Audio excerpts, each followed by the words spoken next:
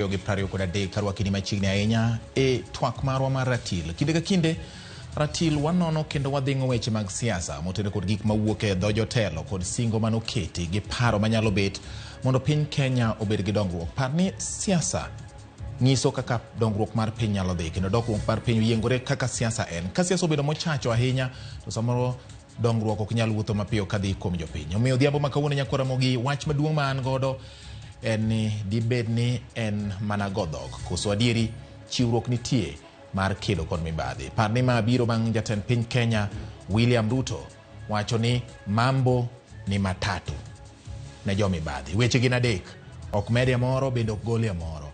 Odhiambo ma kawuono nyako Ramogi wadang'e ka bende ginyalo bedo ni gin wacha koso gin weche ma adieri nitie. Onyalo paro ndalo manok machien ka nyocha ne ochwal nyaka ka EACC manen gavana mar kaunti ma Kakamega Wycliffe Ambetsa Oparanya ka iwacho ni nitiere to moko manobedo e kinde telo mare. To ken kende nitiere jomoko ma bende itemo dadhogi mar neno ni weche mag kedo kod mibadhi omako mach. Debed ni en lweny adier mar kedo gi mibadhi koso siasa. Mane momiyo an gi yawuot luo ariyo ka, an kod Fredrick Okango kaachiel kod Kennedy Ondiek. Fredrick Okango loso e lo Azimio la Umoja One Kenya kendo gilo pach jopiny ma samoro ne giwacho ni gidhi giromogo ni gidhi gikuodhgo wach ka. Ondiek wuoyo kaka oneno ka sirikal mar Kenya Kwanza mabende otele kod jatend piny Kenya William Ruto ma wuok e duond bura mar UDA tayo piny. Machiegni uru e ratil odhiambo ma kawuono Ken machiegni. Erokamano. Awinjo kuwuoyo riat nyagwang'o gwal. Nyiso ni weche dhi maber. Okango. Weche ber. Jomoko kwer, jomoko yie. Ni mambo ni matatu, jomoko wacho ni mambo si matatu. Ini uone neno ka mambo ni matatu. Enda jela, ama Kenya, ama enda mbinguni. Enda mbinguni. Erokamano, George, erokamano Ken.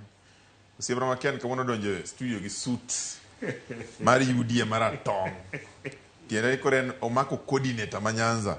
Ma ingeno siepna mangita. Okay. To kata kamano. Ruto nyisowa ni weche gin adek. Yes. Idhi e jela, iwuok Kenya ka, kata idhi e polo. Anto okane ka wachne no ochikore gi ratiro mar chik. Nikech weche mag mibadhi gin weche ma nyaka wami seriousness. Nyaka wang'igi e yo mamalo, okang' mamalo. Ok en weche mwatimogo kipindi e wi mtoka, watimo campaign mar 2027. Mane gima Ruto temo timo ka. Campaign Ting'eyo, Ruto enogo campaign mar 2027. Wembona nyisi bati. Yes. Weche mag mibadhi osemonowa yudo yath osiptal. Ji tho nikech weche mag mibadhi. Yes. Omonowa yudo oxygen ji tho. Omono nyithindo dhi skul, ji bedo jonjore. Omono loso ndara, ji yudo asara, ji accident timore. Koro weche mag mibadhi kwa wacho nyaka wache gi mijing'o madwarore. Ruto kowacho ni en odwa tero jo mibadhi e jela. Yes. To ne waneno ka jomano oketnegi weche mag mibadhi manotere court. Chiegni duto te. Bilion madongo. Kano donja ni to joka ne ODPP odiro kes oko ni onge evidence. To pesa to lal. Namba 2. Kano yiero joma dhi tiyo apise mopogore mag executive. To ng'eny joma no yiero kacha. Nitiere moko kuomgi manigi weche mag mibadhi. Mane nigi weche mag mibadhi e court. To yierogi. To chik to wacho ni sami yieri mondo mi dhi tiyo tij sirkal nyaka ibed ng'ama ler ka pamba. Jogi noter mondo dhi opwodhe od bura nopwodhogi. Notergi mondo opwodhgi od bura. Od bura opwodhogi. To king'iyo namba mani od bura, maching'e ni koro mana rubber stamp. No sedhi oiko joge kacha, ma kokelo nying, to puodho to tik to dhi. Gima temo wacho bati en ni Ruto en onyalo wacho gima onyalo wacho. Yes. En gi ratiro mar wacho gima owachogo. To gima wang'eyo ni kaka wadhi ni obed ja Azimio, obed ja Kenya Kwanza, nyaka wariwre e weche mag gengo mibadhi. Ken osipna wango kani ja UDA. Tang'eyo ni kawuono weche mawachogi obro yiego nikech ong'eyo ni weche mag mibadhi emomonowa dongo mbele kaka oganda. To koro kano wacho weche adek, kano ka wacho nitie wach achiel. Ogin weche adek. Wach achiel.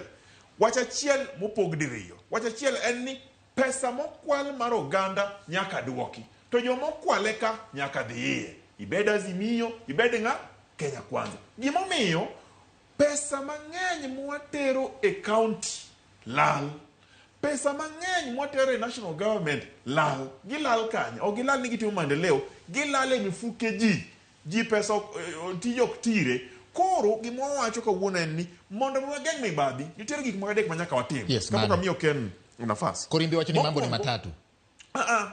Ma adek ma meka opogore. Mokwongo nyaka wayie gi wach miluongo ni audit report. Auditor General bang' dweche auchiel ka dweche auchiel kolo report.